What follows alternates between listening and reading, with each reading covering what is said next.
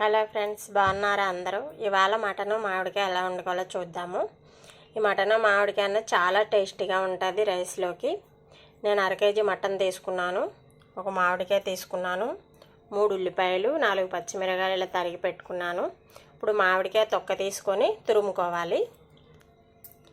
మామిడికాయ ఇలా తొక్క తీసేసుకున్నాను. ఇప్పుడు ఇందులో వేసుకొని తురుముకుందాము. ఇలా తురుమేసుకుందాము మొత్తం మామిడికాయ అంతాను. మామిడికాయ అంతా ఇలా తురిమేసుకున్నాను. ఈ మామిడికాయని ఒక గిన్నెలో వేసి ఉడకబెట్టుకుందాము. ఇలా గిన్నెలో వేసుకున్నాను, చిన్న గిన్నెలో. కొంచెం నీళ్ళు వేసుకోండి, ఎక్కువ అవసరం లేదు. కొంచెం నీళ్ళు వేసుకొని ఉడకబెట్టేసుకుందాము. మామిడికాయలోని మటన్లోని మామిడికాయ వేస్తే గట్టిగా అయిపోతుంది, ముక్కలు బీసుకుపోతాయి అన్నమాట, సరిగ్గా ఉడకవు. అందుకని ఇది ఉడకబెట్టేసుకొని ఆ తర్వాత అందులో వేసుకుందాం. పొయ్యి మీద పాన్ పెట్టుకున్నాను. ఇప్పుడు 4 స్పూన్లు ఆయిల్ వేసుకుంటున్నాను. ఒక దాల్చిన చెక్క, లవంగాలు, ఒక యాలక్కాయ ఇలా వేసేసుకుంటాను. ఇప్పుడు ఉల్లిపాయలు, పచ్చిమిరపకాయలు వేసేసుకున్నాను. కూరల్లో కల్లుప్పు వేసుకుంటేనే మంచిది సాల్ట్ కన్నా. ఇవి బాగా మగ్గనిద్దాము. ఉల్లిపాయలు వేగాయి కదా, కొంచెం కరివేపాకు, ఒక టమాటా ఇలా ముక్కలు కోసి పెట్టుకున్నాను, వేసేసుకుందాం. బాగా కలిపేసుకుందాం. మూత పెట్టేసుకుందాం, 1 నిమిషం ఉంచుదాము. 2 స్పూన్లు అల్లం పేస్ట్ వేద్దాము. 2 స్పూన్లు అల్లం పేస్ట్ వేసేసి బాగా పచ్చివాసన పోయే వరకు వేసేసుకుందాం. అల్లం పేస్ట్ అంతా పచ్చివాసన పోవాలి, అప్పుడు టేస్ట్ బాగుంటుంది. పసుపు, 2 స్పూన్లు కారం వేసుకుంటున్నాను. మేము కారం తక్కువ తింటాము, అందుకని 2 స్పూన్లు వేసుకున్నాను. మీకు కారం ఎక్కువ కావాలంటే 3 స్పూన్లు వేసుకోవాలి.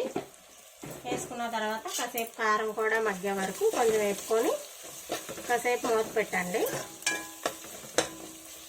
కాసేపు మూత పెట్టేసుకుంటే బాగుంటుంది. అప్పుడు కారం కూడా, కారం మగ్గిపోయింది కదా. ఇప్పుడు ఈ 1/2 కేజీ మటన్ తీసుకొని ఇందులో వేసేసుకుంటున్నాను.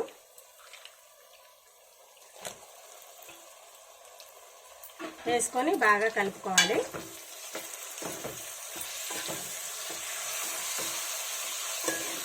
మీడియం ఫ్లేమ్లో పెట్టి కాసేపు మగ్గనివ్వాలి. నీరంతా బయటకు వస్తుంది. ఆ నీరంతా ఎగిరిపోయే వరకు కొంచెం సేపు ఆపాలి. అలా వేపిన తర్వాత మనం నీళ్ళు వేసుకుంటే బాగుంటుంది. ఆ నీళ్ళలో నీళ్ళు వేస్తే టేస్ట్ బాగోదు, అందుకే నీళ్ళన్నీ ఎగిరిపోవాలి.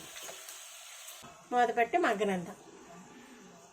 ఇప్పుడు నీళ్ళు ఎగురుతున్నాయి కదా, ఇప్పుడు ఇందులోని 1 స్పూన్ ధనియాల పొడి, ఒక 1/2 స్పూను జీలకర్ర పొడి, ఒక గరం మసాలా పొడి ఏమో చిన్న చెంచాతో ఒక 1/2 స్పూన్ వేస్తున్నాను. ఈ మామిడికాయ వేసిన తర్వాత ఎక్కువ మసాలా వేయ అవసరం లేదు, ఇలా వేసుకుంటేనే సరిపోతుంది. ఇప్పుడు ఇది బాగా కలిపేసి కొంచెం నీళ్ళన్నీ ఎగిరిపోయిన తర్వాత నీళ్ళేసి కుక్కర్లో పెడదాము. ఇది లేత మాంసం, అందుకనే నేను 3 విజిల్ వేసుకుంటాను. మీరు ముదురు మాంసం అయితే 4 విజిల్ వేసుకోవాలి. కాసేపు మూత పెట్టేసుకున్నాము.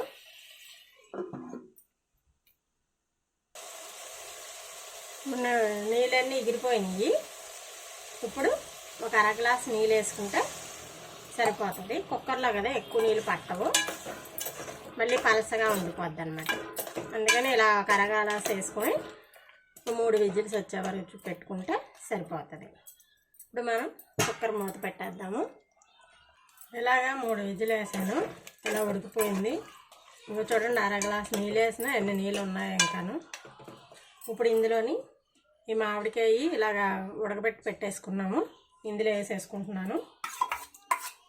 ఈ గుజ్జు అంతా వేసేసుకొని కాసేపు ఎగిరే వరకు మగ్గనిద్దాం.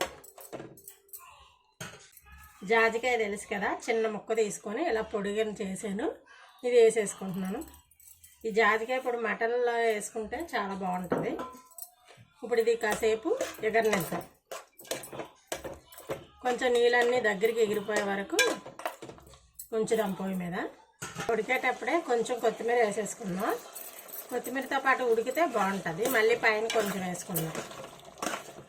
కూర అయిపోయింది. ఇప్పుడు బౌల్లోకి తీసేసుకుందాము. ఇగురు బాగా వస్తుంది మామిడికాయ వేసుకోవడం వల్ల. ఇది రైస్లోకి తింటే కొంచెం వేసుకుంటే చాలా అన్నం అంతా కలిసిపోతుంది. టేస్ట్ మాత్రం సూపర్ ఉంటుంది. ట్రై చేసి చూడండి. మటన్ మామిడికాయ రెడీ అయిపోయింది.